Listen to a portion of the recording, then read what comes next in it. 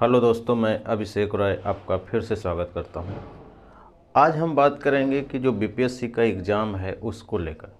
BPSC में जो Bihar special जो सीरीज है, हिस्ट्री, पॉलिटी, ज्योग्राफी, इकोनॉमिक्स, इस सब पर हम बातें क्या है बारी बारी से करेंगे, है ना, ताकि आपको जो है एक पूरा समझ आए।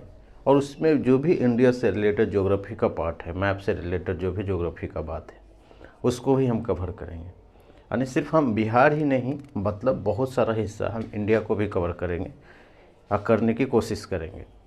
तो आप हमारे साथ आज से लगे रहिए। आपको एक दिन 2 दिन पर आपको वीडियो आते रहेगा, है ना, ताकि आपको कोई समस्या ना हो।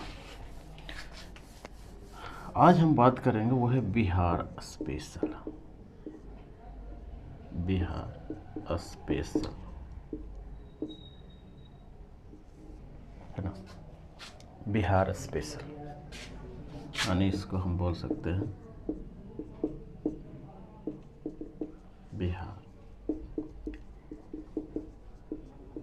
Bihar special series.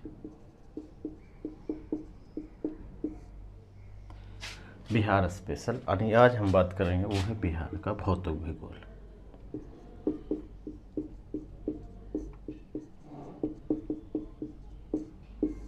यानी बिहार का भौतिक भूगोल, यानी भूगोल के बारे में। बिहार कहाँ पे है, कितने अक्षांश पे है, कितने देशांतर पे है ना। तो एक जो बेसिक अंडरस्टैंडिंग होता है बिहार का, वो आपको पता होना चाहिए। क्योंकि आप कोई भी सब्जेक्ट पढ़ेंगे तो बिहार का, अगर आपको बिहार में क्या है, बिहार कहाँ पे है, बिहार में क्या क्या चीज़ें हैं, जब तक आपको पता नहीं चलेगा तब आपको क्या है कि चीज़ें क्लियर से समझ में नहीं आती, है ना। तो इसलिए हम शुरुआत अभी ज्योग्राफी से ही करेंगे। बिहार की अगर बात करें कि बिहार पड़ता कहाँ है, तो अगर आप इंडिया के सापेक्ष में बात करेंगे तो अगर ईस्ट है, ये वेस्ट है, ये नॉर्थ है, साउथ, तो बिहार कहीं पे यहाँ पे आता है ना। यानी ईस्ट जो है वो है पूर्वी भाग। तो आपको ये भी समझना है कि बिहार जो है वो कहाँ है, भारत के सापेक्ष में वो पूर्वी भाग में। एक चीज़ तो ये है। दूसरा हम बात करेंगे अक्षांश। दूसरा हम बात करेंगे वो है देशांतर। अब अक्षांश क्या होता है, देशांतर क्या होता है। मान लेते हैं कि ये हमारा पृथ्वी है ना। आपको पता है कि जो हमारा पृथ्वी को 2 भागों में बांटती है, बराबर से भाग, उसी को हम बोलते हैं इक्वेटर, है ना, या विषुवत रेखा। यानी हम बोल सकते हैं इसको इक्वेटर। इक्वेटर यानी इसको हम बोलते हैं 0 डिग्री। यानी जैसे जैसे आप ऊपर जाएंगे वैसे वैसे क्या होता है, डिग्री बढ़ता जाता है। यानी ऊपर है 90 डिग्री, 90 डिग्री नॉर्थ, और ये है क्या है 90 डिग्री साउथ, है ना। ये चीज़ें आपको समझना है। अब ये जो इसके जो सेंट्रल में जो होता है, सेंट्रल आपको पता है कि जो हमारा पृथ्वी है वो क्या है, वो थोड़ी झुकी हुई है। ये बात आपको पता है। पृथ्वी झुकी हुई कितना है, 23.5 डिग्री। तो जब हम यहाँ से 23.5 डिग्री यानी विषुवत रेखा से जो 23.5 डिग्री का जो कोण बनता है, यानी ये वाला, ये जो 23.5 डिग्री जो बनता है इस टाइप से, है ना।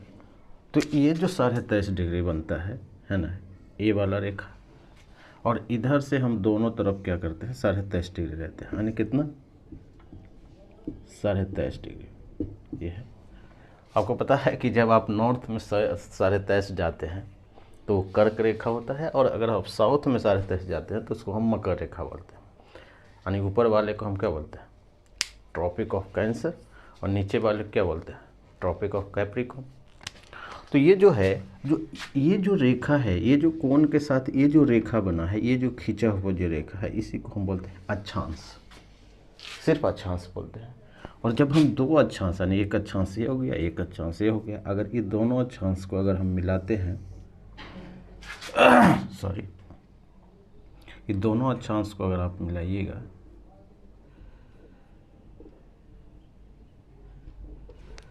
है ना, अब ये जो दोनों अक्षांश है, आप अगर इसको मिलाते हैं तो इसी को हम बोलते हैं अक्षांश रेखा। ठीक है, जैसे जैसे आप ऊपर जाएंगे वैसे वैसे आप बढ़ाते जाएंगे। यानी कि अगर ये 23.5 वाला है तो ये कितना होगा, वो 45, 60, 90। तो इस टाइप से क्या होता है, अक्षांश रेखा होता है। यानी जो है कि जैसे जैसे हम ऊपर जाएंगे, क्योंकि इक्वेटर पर जो है वो पृथ्वी सबसे ज़्यादा गर्म होती है, यानी वहाँ पे गर्मी ज़्यादा होता है। उसका क्या कारण है, क्योंकि जो सूर्य की जो किरणें हैं वो डायरेक्ट इक्वेटर पर ही पड़ती है, और इक्वेटर पर पड़ेगी तो ज़्यादा क्या होगा, गर्मी होगा। इसलिए यहाँ का लोग क्या होते हैं, ज़्यादा काले होते हैं। और जहाँ पे ठंडी होगी, क्योंकि जैसे जैसे आप इक्वेटर से ऊपर जाते जाएंगे या नीचे जाते जाएंगे, यानी इक्वेटर से दूर होते जाएंगे, वैसे वैसे क्या होगा कि आपको ठंडी महसूस होने लगेगा। तो हम वही बात करेंगे कि जो बिहार है वो कहाँ पे आता है, कौन से अक्षांश में आता है, हम ये बात करेंगे। और उससे हमें अनुमान लग जाएगा कि वहाँ पे कितनी धूप आती है। क्लियर है। और उससे हमें धूप से ये भी पता चलेगा कि वहाँ पे फसल क्या होगा, फसल होगा कि नहीं होगा, कृषि होगा कि नहीं होगा। अगर सोचिए कि जहाँ पे ज़्यादा ठंडा हो जाए तो वहाँ पे फसल होना मुश्किल है ना। तो ये सब सारे चीज़ें हैं, और इससे ये भी डिसाइड होता है कि बारिश क्या होगा, मानसून का स्टेटस क्या है। तो पूरा जो सिस्टम है वो इसी पर डिसाइड होता है। तो हम ये देखेंगे कि कहाँ पे है बिहार। तो अगर आप अक्षांश की बात करेंगे तो बिहार का जो अक्षांश है, अक्षांश का मतलब है क्या, कि ये वाला ऊपर वाला लाइन और ये, अगर ये दोनों है बिहार के, ये बीच में है। अगर आप ऐसे देखें बिहार तो यही होगा ना, ये दोनों के बीच होगा, है ना, ये वाला। तो इसको हम अक्षांश बोलेंगे। और ये जो है एरिया, उसी को हम देशांतर बोलते हैं। खैर हम इस पर बात आगे करेंगे। ये है 24 डिग्री। आप देखिए 10 डिग्री से थोड़ा सा ऊपर, यानी कर्क रेखा से थोड़ा सा ऊपर, यानी कर्क रेखा बिहार से होकर नहीं गुजरती है। इसका यह मतलब हुआ, है ना।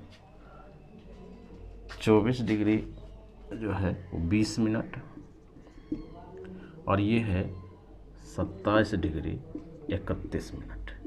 3 आता है, सेकेंड भी आता है, लेकिन आपको अगर 2 याद रखिएगा तो काम चल जाता है ना। इसलिए ज़्यादा आपको ध्यान नहीं रखना। तो जो बिहार का जो अक्षांश है वो कितना है, 27 डिग्री से लेकर, यानी 24 से लेकर 27 के बीच। अगर आप देशांतर की बात करेंगे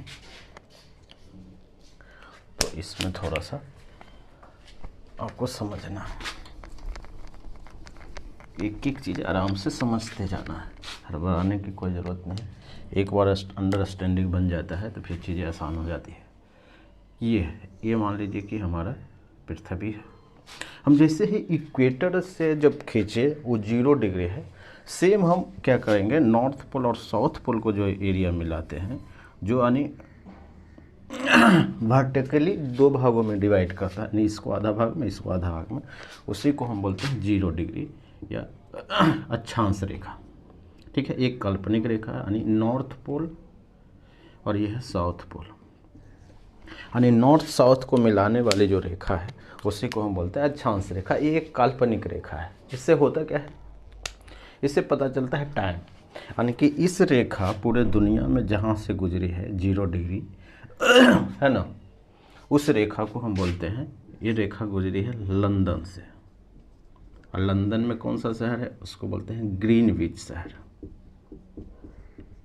ग्रीनविच, सॉरी, ग्रीनविच सिटी। यानी लंदन का ग्रीनविच सिटी से गुजरती है, इसलिए इसी को हम बोलते हैं ग्रीनविच टाइम। और इससे टाइम पता चलता है। कैसे पता चलेगा, हम आगे इसमें बात करेंगे। यानी ये जो है, ये जो 0 डिग्री है वो कहाँ है, लंदन। अब देखेंगे कि जो यूके है, यूरोप में आता है, यूके जो पड़ता है, यूके से जब आप भारत की तरफ चलेंगे तो भारत पड़ता है पूर्व साइड में। यानी ग्रीनविच टाइम से आप पूरब की साइड चलेंगे, यानी कि ये साइड। अगर हम इधर बोलते हैं ईस्ट और इसको बोलते हैं वेस्ट, ठीक है। तो ये जो साइड है वो आगे है। आगे का मतलब क्या है कि पूरब साइड को हम क्या बोलेंगे, आगे, और इसको हम बोलेंगे पीछे। आगे पीछे का क्या मतलब है कि यदि आगे का मतलब है कि आगे टाइम, यानी जितना जो है देशांतर आगे, क्योंकि देशांतर इस टाइप से चलता है ना। आप ग्लोब में भी देखे होंगे इस टाइप से। तो ये जो 0 डिग्री से भारत जिस देशांतर में आता है, भारत मान लेते हैं कि जो लंदन से थोड़ा सा आप शिफ्ट करेंगे पूरब की साइड, तो ये है, तो ये जो आगे है देशांतर से वो है 82.5 डिग्री, 82.5 डिग्री आगे है। यानी 82.5 डिग्री जो भारत में है, यानी 82.5 डिग्री देशांतर भारत जो है वो पूरब में पड़ता है। हम क्या बात कर रहे हैं कि जो पूरब में पड़ेगा वहाँ का जो टाइम है वो ज़्यादा होगा ग्रीनविच टाइम से। क्लियर? तो ये जो टाइमिंग है कितना आगे होगा ये भी हम पढ़ लेते हैं। अब मैप में भी देख सकते हैं कि 82.5 के आसपास है। ये अगर आप ये पूरा चक्कर लगाता है ना, यानी 24 घंटा में पृथ्वी एक चक्कर लगाती है। क्लियर है? और एक चक्कर लगाएगी तो ये टोटल कितना हो जाएगा, 360 डिग्री, 360। तो हम ये अनुमान लगाएंगे कि अगर आपको ऐसे समझना है कि अगर 24 घंटा में कितना होता है, 1440 मिनट, ठीक है, और ये जो टोटल कितना डिग्री हो जाएगा, 360 डिग्री, है ना, ये चीज़ है। तो ये अगर आप काटिएगा तो ये लगभग 4 से कट जाता है, यानी 1 डिग्री में कितना मिनट, 4 मिनट, ये हुआ। यानी अगर भारत जो है 82.5 डिग्री आगे है, इसका मतलब क्या है कि 1 डिग्री में कितना मिनट, 4 मिनट। तो 82 डिग्री में कितना मिनट हुआ, 82 गुना 4, ये आता है शायद 328। अब गुना करके देखिएगा, है ना, 4 दूनी 8, 8 चौका 32। और ये जो आधा मिनट है इसको भी जोड़िएगा, तो आधा मिनट को जोड़िएगा तो 2 मिनट और हो जाएगा, है ना, तो 330 मिनट। अगर आप इसको घंटे में बदलिएगा तो कितना आ जाता है, 5.5 घंटे। कभी कभी सवाल ये भी पूछता है कि ग्रीनविच टाइम से जो इंडिया का जो टाइम है कितना आगे है ना। तो ये चीज़ है, अगर आप सोचिए कि ग्रीनविच टाइम में 7 बज रहा हो, जैसे अभी अगर 7 बज रहा है तो भारत में कितना है अभी, मतलब सॉरी, अगर अभी अगर ग्रीनविच टाइम में जिस वक्त 7 बजेगा उसी वक्त भारत में कितना बजेगा, 7 5 12, 12:30, है ना। और अगर भारत में अभी 12 बज रहा है, 12 बजे का दिन हो रहा है, तो इसका क्या मतलब है, और लंदन में कितना हो रहा होगा, 5.5 घंटे घटा दीजिए, है ना, 6:30 बज रहा होगा ना। तो ये जो है ये बताता है कि जो पूरब के साइड है वो क्या है, आगे है, और जो पश्चिम के साइड है वो क्या है, पीछे है ना। और अगर आप मान लीजिए कि लंदन है और इधर अमेरिका है, तो अगर अमेरिका कितने डिग्री अक्षांश पे है, अगर यहाँ पे कुछ और बज रहा है, अगर भारत में 12 बज रहा है तो यहाँ बजेगा 6:30, और यहाँ अगर आप देखेंगे तो 6:30 से भी कम, यानी इधर रात ही हुआ रहेगा अमेरिका, और इधर जाएंगे वैसे वैसे आगे होता जाएगा। इसलिए जब हम पूरब की साइड जाते हैं तो उधर ही क्या होता है, सूर्योदय और सूर्यास्त होता है पहले, है ना। और जैसे जैसे हम पश्चिम की तरफ जाएंगे वैसे वैसे क्या होता है, वैसे वैसे सूर्योदय और सूर्यास्त जो है वो लेट होता है ना। अगर बिहार में अभी अगर शाम का टाइम है, अगर बिहार में जो है वो शाम हो रहा है, अंधेरा हो रहा है, आप देखेंगे कि गुजरात में जो है वो क्या है, वो अभी धूप ही निकला हुआ है ना। अगर यहाँ पे जो है सूर्यास्त अगर 5 बजे होता है तो वहाँ पे जो सूर्यास्त होगा वो 5 बजे, 6 बजे, 6:30 बजे इस टाइप से होता है। तो ये जो कारण है वो यही टाइम है, क्योंकि ये जो टाइम है ये टाइम है देशांतर रेखा का। क्लियर है? तो इंडिया का जो स्टैंडर्ड टाइम है उस पर भी हम थोड़ा सा बात कर लेना ज़रूरी है। जो इंडियन स्टैंडर्ड टाइम, इसको आप लिख लिए होंगे,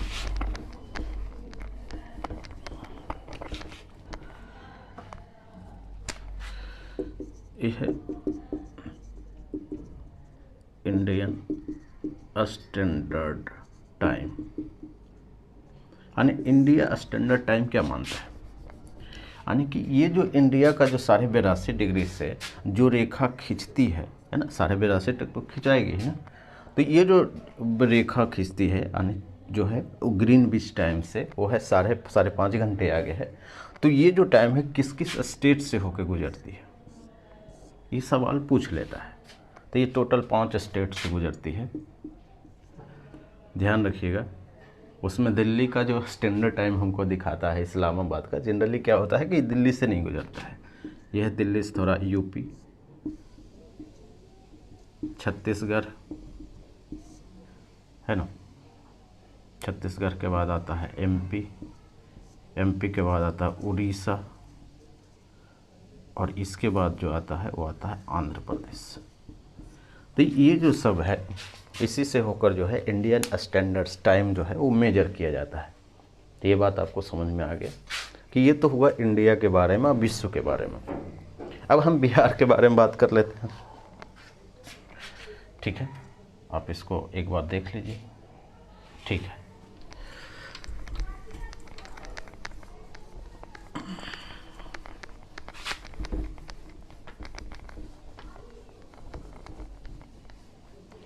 अब देखेंगे, हम ये बात कर लिए थे कि अक्षांश की बातें हम कर लिए थे, ये वाला अक्षांश है और ये जो है ऊपर वाला ये देशांतर है। तो ये जो देशांतर है ये कितना से कितना के बीच है ना, यही चीज़ें हमें पढ़ना है। तो आपको समझना है कि ये है 83, ये है 83 डिग्री, 83 से कितना 88 डिग्री के बीच, यानी कि ये जो बिहार है वो कहाँ है, ये इसको हम बिहार मान लेते हैं।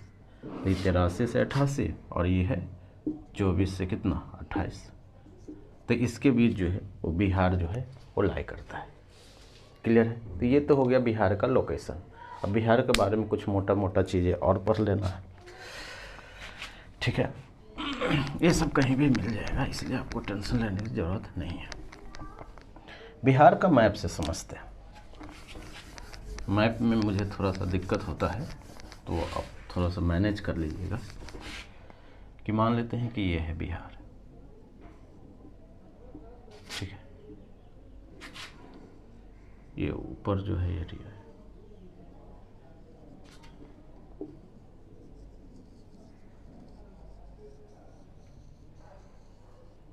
ये है बिहार, है ना। अगर ये देखेंगे कि इसका एरिया कितना है, तो ये जो एरिया है वो एरिया है लगभग 94,163 किलोमीटर स्क्वायर है।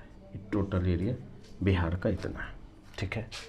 अगर आप देखेंगे कि जो ऊपर से है, यानी कि ये जो एरिया है, यानी कि इसको हम बोलते हैं नॉर्थ और साउथ, यानी लंबाई जो है वो लगभग है 345 किलोमीटर। और जो ये वाला एरिया है जो हम इधर से इधर की ओर है ना, इसको हम बोलते हैं ईस्ट और इसको बोलते हैं वेस्ट, ये जो है 483 किलोमीटर। आपको है आयताकार भी है, आपको ये भी देखना है। तो क्या है, रेक्टेंगल है। तो आकृति भी कभी कभी पूछ देता है, तो आपको पढ़ना है रेक्टेंगल, ठीक है। ये है रेक्टेंगल है, यानी कि ये जो एरिया है वो बड़ा है, चौड़ाई जो है बिहार का वो बड़ा है और लंबाई जो है वो छोटा है। ये बात आपको समझ में आ गया, रेक्टेंगल है। तीसरा चीज़ हमें यहाँ पे क्या है कि बिहार जो है वो किस किस एरिया से लगता है। इधर है यूपी, ये है नेपाल, यही है अंतर्राष्ट्रीय बाउंड्री जो एक देश से लगता है। तो किस देश से लगता है, तो वह नेपाल से लगता है, क्योंकि ऊपर में जो है नॉर्थ में वो नेपाल है। ये है वेस्ट बंगाल और ये है आपका जो है झारखंड। ये है, ये 4 स्टेट से जो है बिहार का जो है वो बाउंड्री लगता है। अगर इसमें काउंट करें तो सबसे ज़्यादा जो है जो बिहार है ये है ऊपर में जो स्टेट जो डिस्ट्रिक्ट लगता है उसमें 8 या ऊपर में है, 8 यूपी से भी टच होता है, 7 जो है वो क्या है, और 7 है वो झारखंड से, और ये जो 3 है ये क्या है, कैसे टच होता है।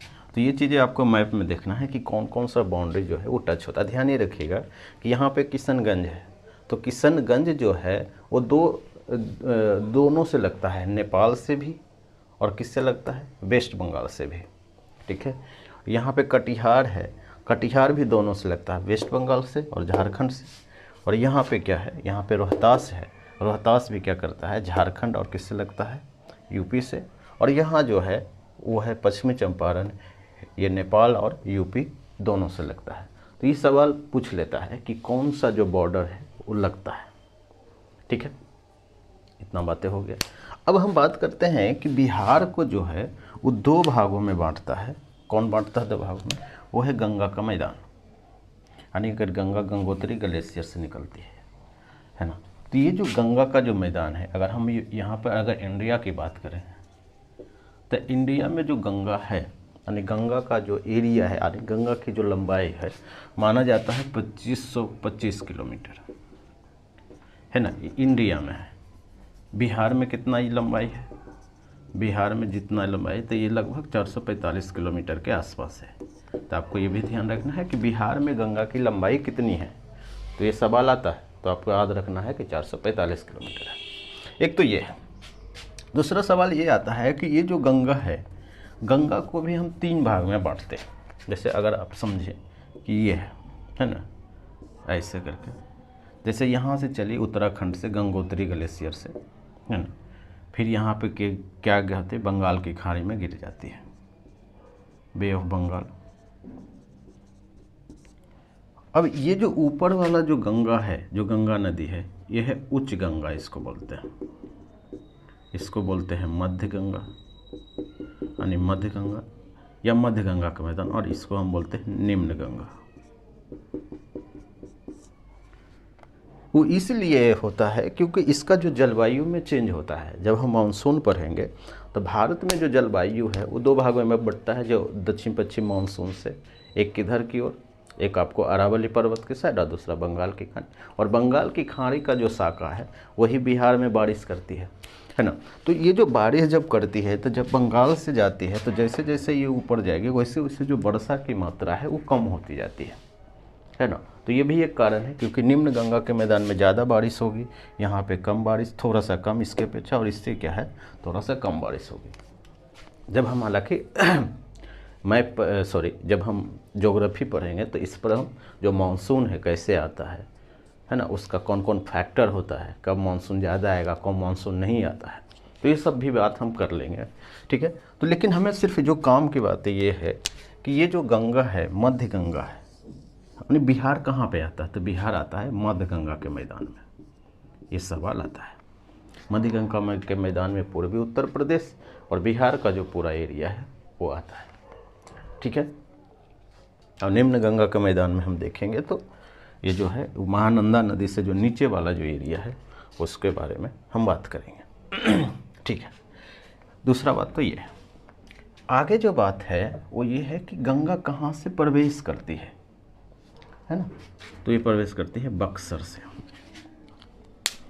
कहाँ से करती है, बक्सर के चौसा से, यानी बिहार में जो है गंगा वो कहाँ से प्रवेश करती है, तो ये चौसा से, ये है बक्सर। यानी कोई डिस्ट्रिक्ट पूछेगा तो बक्सर जिला, कोई जगह पूछ लिया तो चौसा है, ठीक है। और ये निकलती कहाँ से है, तो यह है कटिहार से, कटिहार से, ठीक है। ज़्यादातर सवाल ये पूछते हैं। अब एक तो ये सवाल है। अब यहाँ पे एक सवाल और पूछा था कि जो गंगा नदी है जो बिहार के कितने डिस्ट्रिक्ट से प्रवेश करती है ना, तो वो जो टोटल डिस्ट्रिक्ट है वो है 12। और ये भी सवाल पूछा है कि गंगा नदी जो है कौन डिस्ट्रिक्ट में सबसे ज़्यादा बहती है, एक ये भी सवाल पूछा था। तो जो सबसे ज़्यादा बहती है गंगा नदी सबसे ज़्यादा एरिया में वो है पटना, है ना।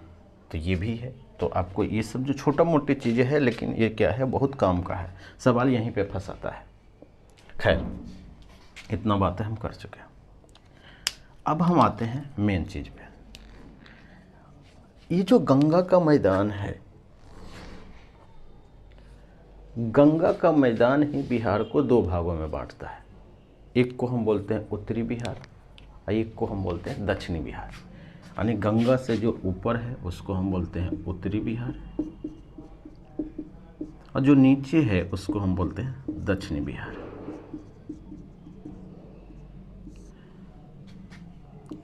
जो उत्तरी बिहार है वो बाढ़ के लिए प्रसिद्ध है,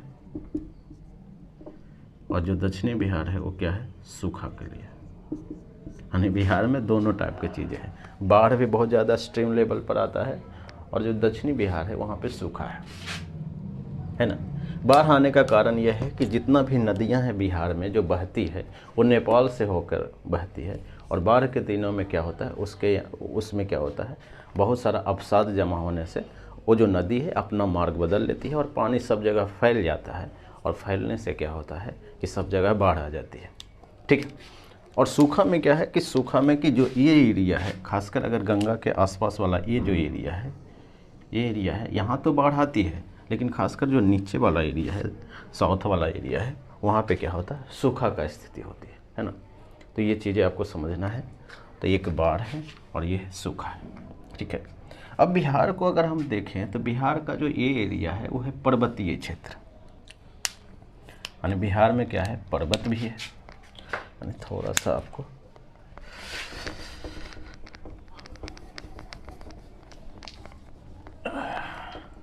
है ना, बिहार में ये एरिया जो है इसको हम बोलते हैं पर्वतीय एरिया, माउंटेन, पर्वतीय क्षेत्र। और ये कौन सा पर्वत है, वो है शिवालिक हिमालय, यानी ऊपर जो है वो हिमालय वाला पार्ट है। अब आपको समझना है कि शिवालिक हिमालय है क्या। अगर आप मैप इंडिया का पढ़े होंगे तो आपको समझ में आएगा, अगर नहीं आया है तो जब हम आगे पढ़ेंगे तो हम इस पर डिटेल बात करेंगे। वो ये है कि जब आप हिमालय को जब हम बांटते हैं तो हिमालय को बांटने का भी तरीका है कि अगर आप ऊपर से चलेंगे तो ऊपर में क्या है, ट्रांस हिमालय जो तिब्बत वाला एरिया है, काराकोरम रेंज है, ये सब जो एरिया है, माउंट केटू है, एक तो ये है। उसके बाद हम आते हैं वो है बृहद हिमालय, उसके बाद हम आते हैं लघु हिमालय, और उसके जब नीचे आते हैं वो साउथ की तरफ आते जाते हैं, और जब सबसे नीचे आते हैं तो आता है शिवालिक हिमालय। और ये जो शिवालिक हिमालय का कुछ एरिया जो हमारा जो ये पश्चिमी चंपारण में है वो आता है, तो वहीं से शिवालिक हिमालय आया है। जब हम बात करेंगे तो उसमें भी हम डिटेल बात करेंगे शिवालिक हिमालय। और ये शिवालिक हिमालय ये जो चोटी है लगभग कितना है, 932 किलोमीटर। तो आपको ये समझना है। और इसमें जो आता है इसको आप 3 भाग में बांट सकते हैं। एक को हम बोलते हैं रामनगर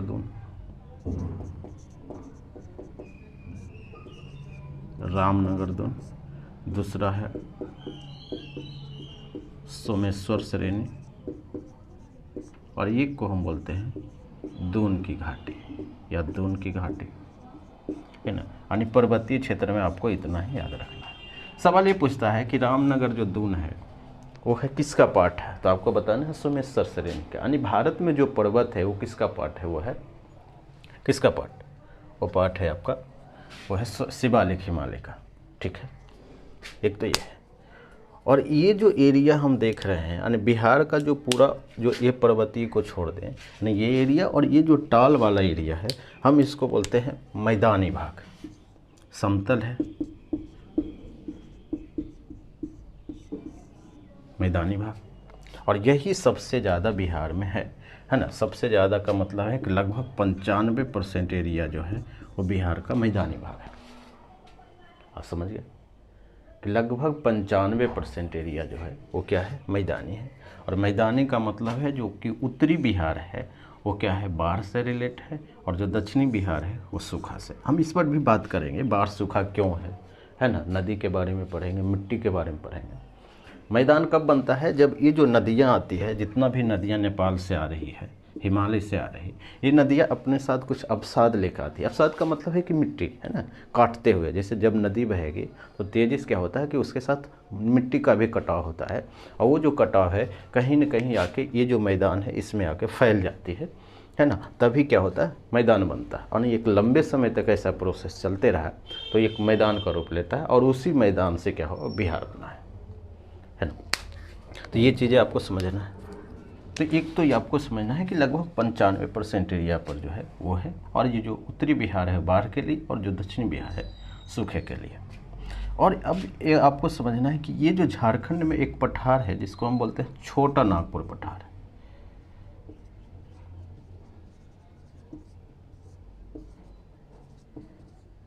छोटा नागपुर पठार।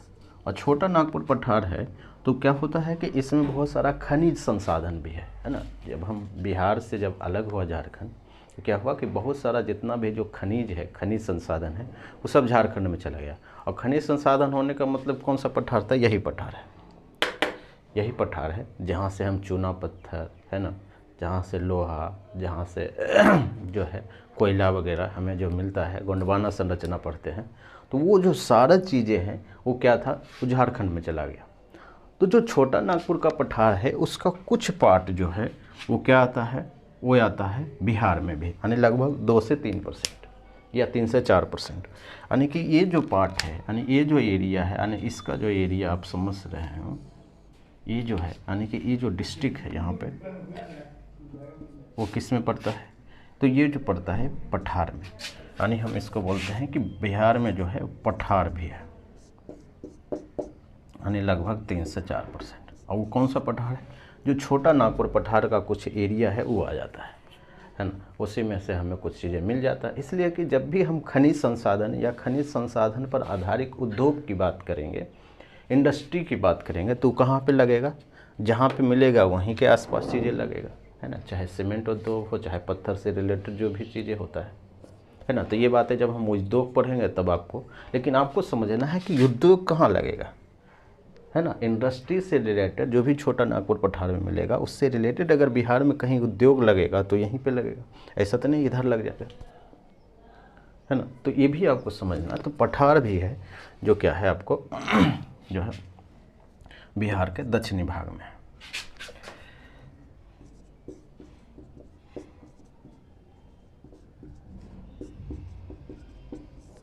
है ना। और ये आपको ये देख लेना है कि यहाँ पे कौन कौन सा, जैसे आपको औरंगाबाद है, रोहतास है ना, नवादा है, जम्मू है, बांका है, तो ये सब जो एरिया है ये सब छोटा नागपुर पठार के अंतर्गत आता है। और ये यहाँ पे जो है वो पर्वत भी है, क्योंकि ये जो पठार है, सॉरी पठार भी है, तो ये भी आपको समझना है। यानी कि बिहार में क्या चीज़ है, तीनों चीज़ें हैं, पर्वत है, पठार है और मैदान है। सबसे ज़्यादा क्या है, वो मैदान है, ठीक है। कल हम बात करेंगे भूगर्भिक संरचना की, कौन चीज़ पहले बना है, कौन सा चीज़ें बाद में बना है ना, प्राचीन जो इतिहास है, कालक्रम के बारे में हम पढ़ेंगे। तो ठीक है, आज भर इतना ही। Thank you.